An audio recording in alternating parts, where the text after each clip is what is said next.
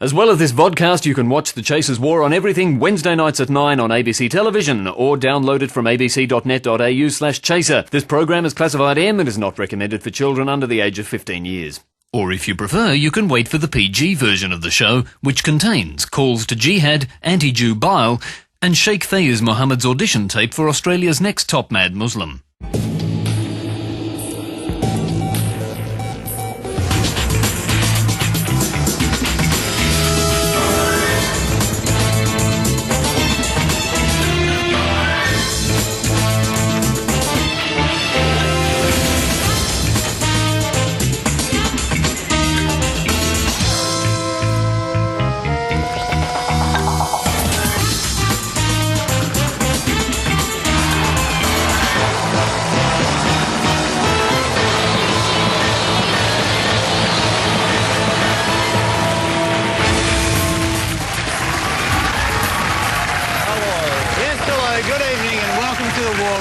Australia, great to have you with us as always. And look, can I just say, it's a Kevin Rudd-free zone here tonight. He's completely worn out after all those cooking segments with Kerry Ann this morning. Oh, wasn't he brilliant? Wasn't it? Thank God he quit Sunrise so he could concentrate on doing hard news shows like Mornings with Kerry Ann.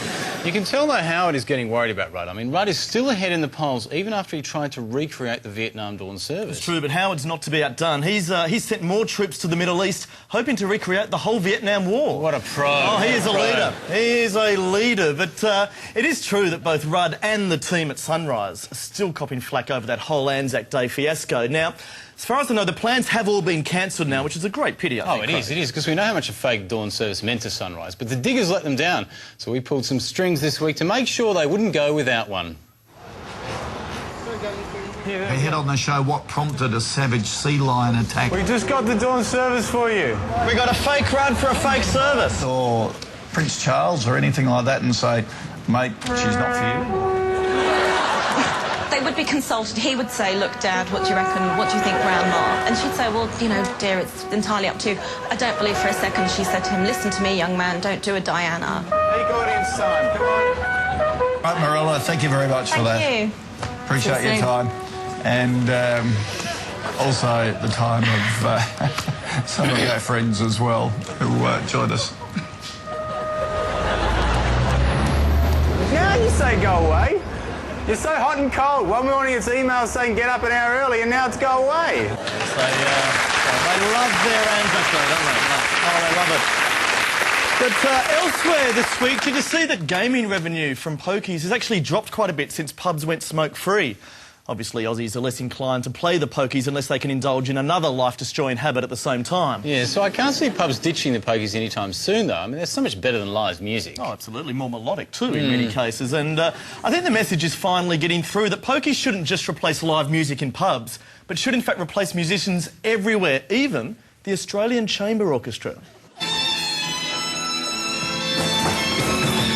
Excuse me, folks, I'm sorry, but all live music in this country needs to be replaced by a pokey. No, so if both these guys have to go. We have to be here. We have to get this in. No more live music. See you later, guys. Don't touch the pokey. You can gamble anytime you want, guys. It's all yours. It's all yours. Not a great reception from the crowd there, no, but those oldies will come around. One flutter and they'll be hooked, It does raise the question, though, Craig, now that poker machines have taken over all our live music venues, where does that leave young bands? I mean, where are they supposed to get a gig now? Well, poker machines took over their venues, so I reckon they should take over the venues of the pokey manufacturers, like Aristocrat.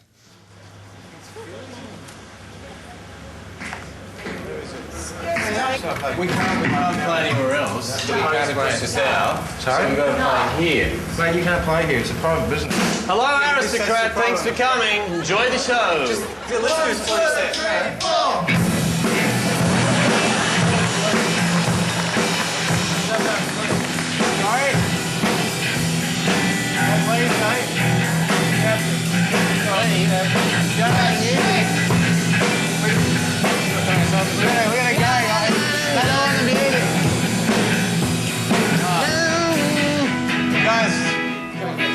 Too many pokies here, we can't play. Too many pokies, it's like a pub. Been kicked out again. Oh, man. They didn't treat us like this at the Espy. Was it the song?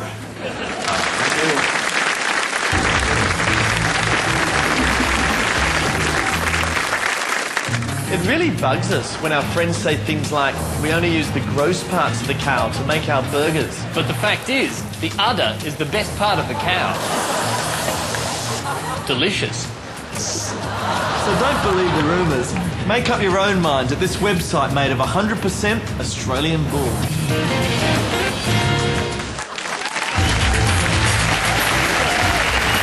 Now, guys, did you know that this year's the 20th anniversary of those Grim Reaper ads about AIDS? Do you remember them? At first, only gays and IV drug users were being killed by AIDS. But now we know every one of us could be devastated by it.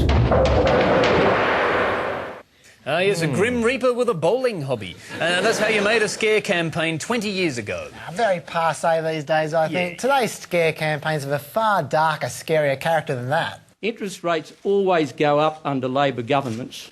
Yeah, well, I mean, Howard's scare campaign, like the Grim Reaper ads, is actually very effective. You know, after those ads were shown, the HIV infection rate in Australia went down dramatically and the 10-pin bowling rate dropped even more. That's right, I'm sure it was a triumph for the Grim Reaper, and yet, bizarrely, he has been out of work for 20 years since that campaign. Poor fellow, the only gig he gets these days are those lame Understanding 50 ads. It is such a waste of his talent. I mean, I can think of plenty of other places that he would be absolutely perfect for. I am the Grim Reaper. I wonder if I could speak to your HR manager, please. Brendan, I've got, who did you say were again? The Grim... The Grim Reaper. Grim Reaper here, thank you. What sort of work are you looking for? Anything to do with death is my forte. I thought I'd fit in pretty well here. I've got somebody coming out to you. Thank you very much. Excuse me, guys, is there someone in charge here? I'm in charge. I was hoping I could apply for a job. Sure. Look, unfortunately I can't make any comment, but okay. If you'd like to contact our Corporate Affairs Department... Sure. Steve Ash. Steve Ash, okay. Hello. I'd like to speak to someone from Human Resources, please. Why do you think you... I am death. No, you can't film in here. I am death. Come on, guys, please. Okay, all right. Is there somewhere I could have a cigarette around here? Do you have a marketing department? Sorry, I get that a bit. Hello. I don't even know what they're here for. I'd like to apply for a job. I hear there's some positions going in Afghanistan. Are you joining up too? No. Please. Could I take a form or something? I'm happy to serve in Afghanistan or Iraq. Goodbye. Right.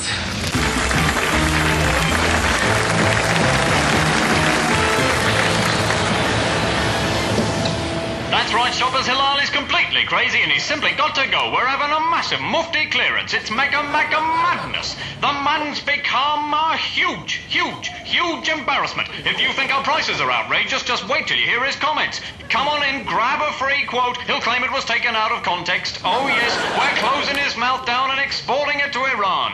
What about you, sir? That's right, you look like you need a crazy shake-up. Don't bring any... women because it's... All right. Okay.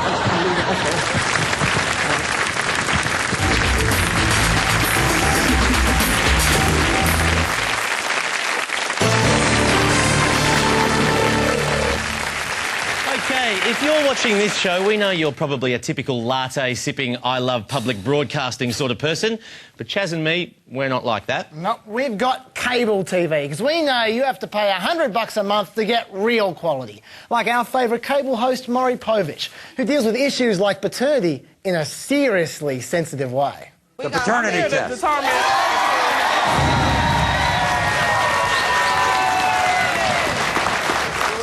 When it comes to 3-year-old Trayvon, Michael, you are not the father.